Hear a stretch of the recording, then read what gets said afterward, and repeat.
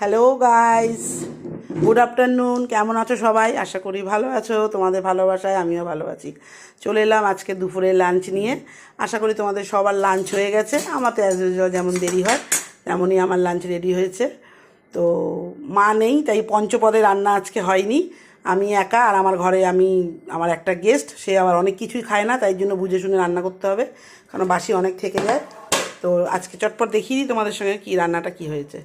এখানে হয়েছে দেখো ভাত, গরম গরম ভাত রয়েছে।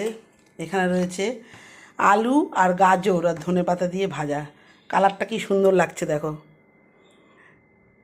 আর এখানে রয়েছে ভোলা মাছের সর্ষে বাটা দিয়ে ঝাল, সর্ষে বাটা ধনেপাতা দিয়ে ভোলা মাছের ঝাল।